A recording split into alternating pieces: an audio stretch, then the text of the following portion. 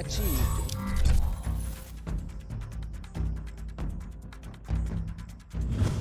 What up, Cowboys Nation, and welcome into Studio de Jefre, day quarantine.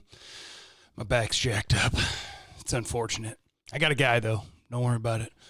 But it hurts. Pray for the nooch.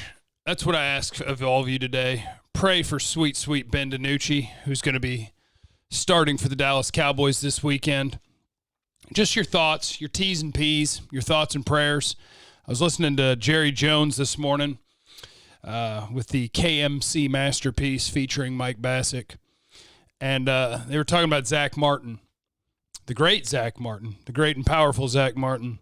And they said he's going to be playing his normal right guard spot. That's where he's going to be. He's going to be at right guard. So Terrence Steele's going to be starting at right tackle. So pray for the nooch. He might die. Any given snap could be his last. Pray for that sweet man. He's going to be out there trying his very best. I tell you what, though, Cowboy fans, this is a no-lose, you know? You're playing a seventh-round dude out of James Madison in the nooch, and by the way, I forgot to move that plate. I ate some chicken.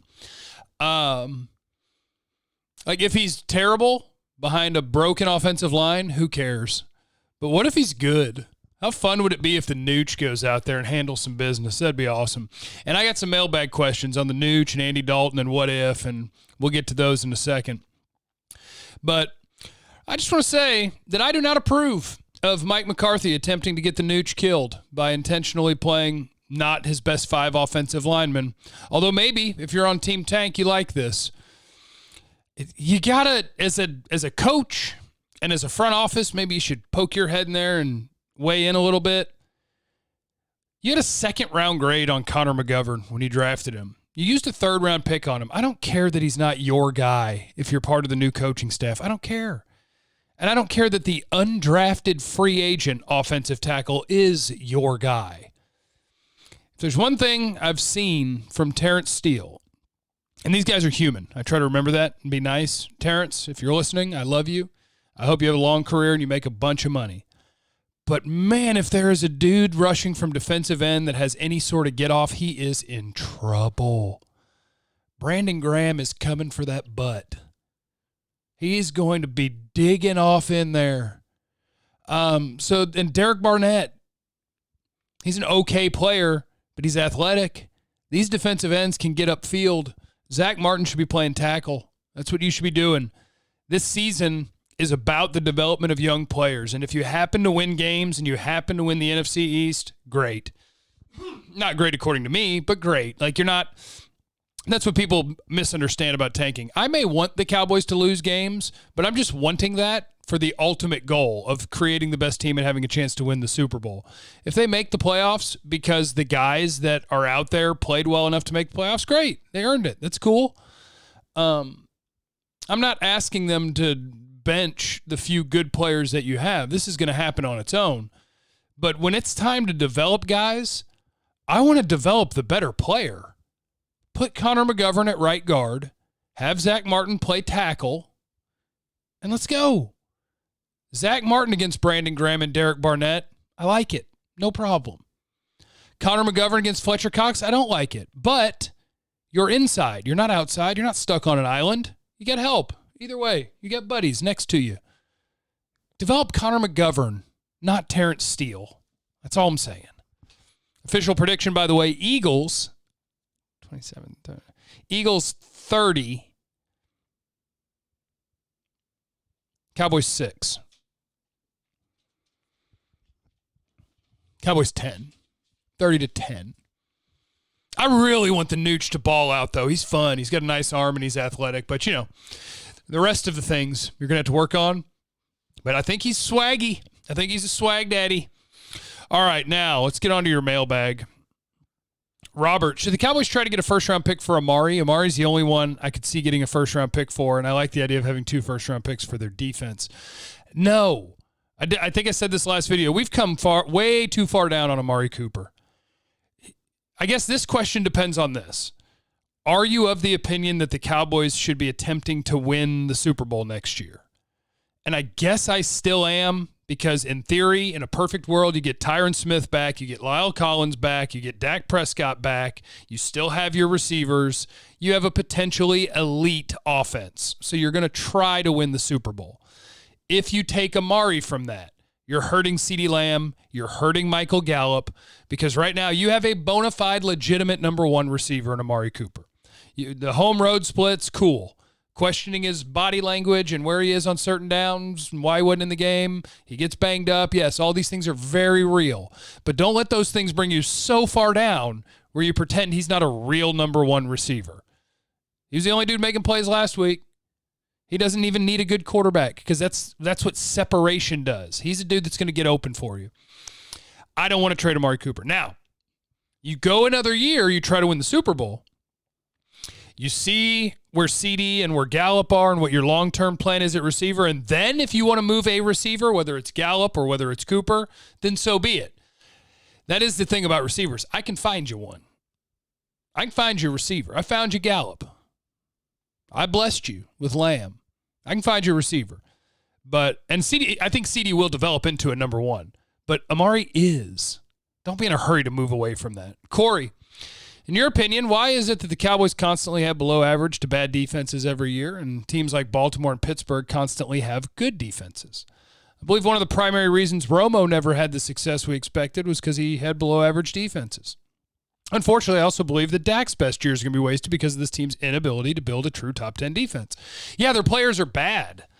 Baltimore and Pittsburgh, all you have to do is just, it's the players. It's about identifying and drafting talent. It's about, when you have the opportunity, trading for talent. Baltimore's been really active trading for guys, and they can do that because they got a quarterback still in that rookie contract. That's what it's about. Hell, Pittsburgh's best defensive player is one that should be a Cowboy. But you picked the wrong guy, and you let Pittsburgh pick the right guy. Minkah Fitzpatrick, much like the Cowboys did with Amari Cooper. Pittsburgh was willing to part with a premier pick to bring in an important player on the defense. The Cowboys' problem with their defense is that they've done a bad job of identifying and drafting talent recently, and they got to turn that around. Trayvon Diggs has to turn into a player. Neville Gallimore hopefully turns into a solid player. And in the upcoming draft, hopefully they can find a guy or two that can be immediate contributors on the defense. They've invested so many resources on the offense. Think about it. Dak, big-time money. Zeke, top 5 pick, plus big-time money.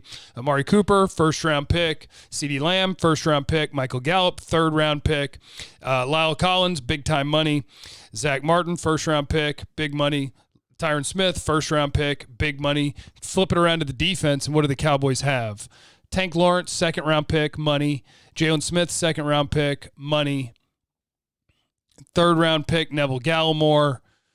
Second-round pick, Trayvon Diggs. First-round pick, Leighton Vander Esch. Sixth-round pick, Xavier Woods. Sixth-round pick, Anthony Brown. It's a difference of the resources, but also when they've invested the bigger resources in the defense, they haven't hit as much as they've hit when they've spent them on offense. So that's what it is. It's just a matter of identifying talent and picking them correctly, and that's what they're going to need to do in this offseason. They're going to have to do a great job identifying. They're going to have to pick the right players. That's what they're going to have to do. Let me see here. Jose. Oh, he's coming after me for the draft. He's coming after me. I'm ready for you, Jose. What are the odds they can draft someone any better than what they already have in the 4th to 7th rounds? Maybe 5%, 10%? What are the odds they package 2 or 3 late rounders for a difference maker? Probably even less. This team will need starters, at least corner, safety, linebacker, D-line, as well as at least a swing tackle. You almost certainly won't find that on day 3. Another 5th-round safety won't do. That's not how you look at the draft. Now, if you want to say whatever 5th-round pick, what's the odds that he makes it? I'd have to look it up, but it's probably somewhere between 15 and 25% that a 5th-round pick turns out to be an NFL starter. It's not a high percentage. But the other thing about the draft is that teams are wrong way more than they want to acknowledge. I'm wrong more often than I'd like to be. And I do a lot of work on the draft, and I'm good at it. I can outdraft some NFL teams, but they have to deal with a lot of bureaucracy that I don't. But teams are overly confident in their evaluation of players. That's the biggest thing that hurts you in drafts. That's why there's these great studies out there that say it's even 50-50 if a team trades up for pick a position, right? We'll say wide receiver. You traded up for a wide receiver. You picked the best one. It's 50-50 that that dude's better than the next guy drafted at that position, historically. Doesn't mean that you can't be right. It means that teams are very convinced that their evaluations are going to hold true and that everybody's progression is going to be the same, and it's wrong. That's why trading down on average wins, because on average what you're going to get is more darts to throw at the board. It's not about, oh, I got a 5th-round pick or I got a 6th-round pick, and Jeff's going to predict that I'm going to fix the defense because that pick is going to get me a starter. No. Jeff's idea is that if I can have, which right now they probably have 10 picks, if I can get that to 12 or 13, and on day 3, rounds 4, 5, 6, and 7, I can pick 7 or 8 players. I'm not banking on one of them. I'm not banking on, oh, I traded Everson Griffin and the pick that I got for that is going to be a starter at corner. No. I am banking on that when I pick 2 or 3 corners, that I can find one. And that when I have 7 picks on day 3, I can hit 2 instead of 1 when I had 4 picks on day 3.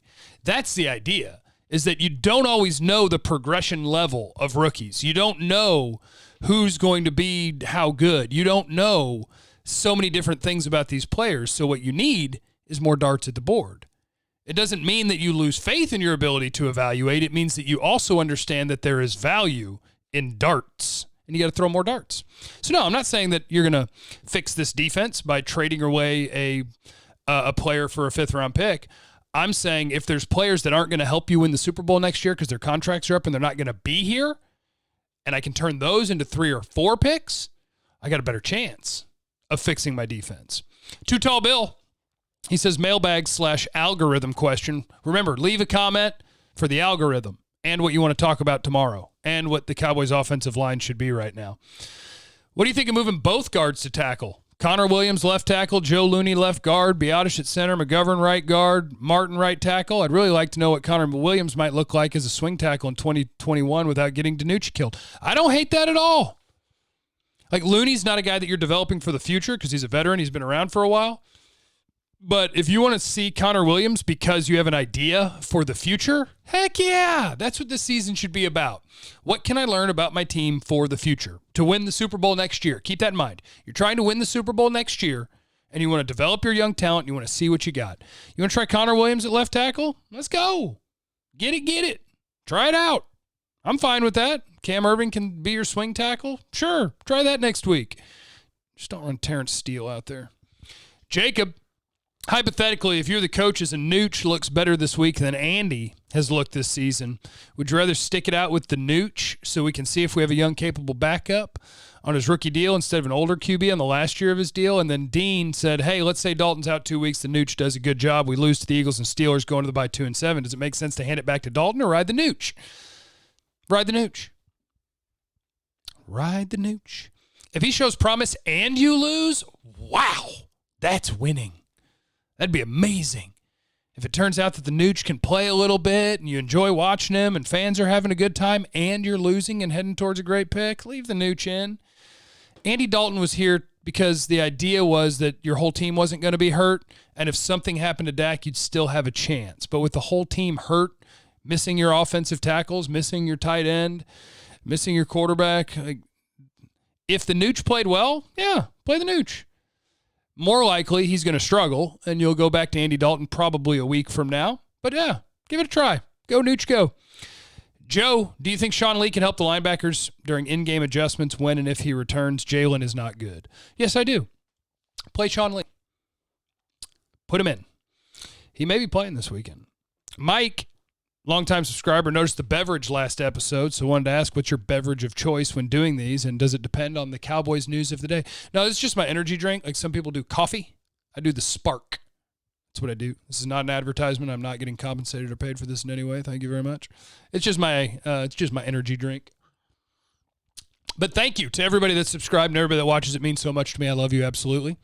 Leave in the comments what you want to talk about tomorrow. Make sure you're hitting the like button, mash it, subscribe, all that, and turn on the notifications. Click on the bell, trying to get to 22%. Check 1053thefan.com every day. I love you. Bye.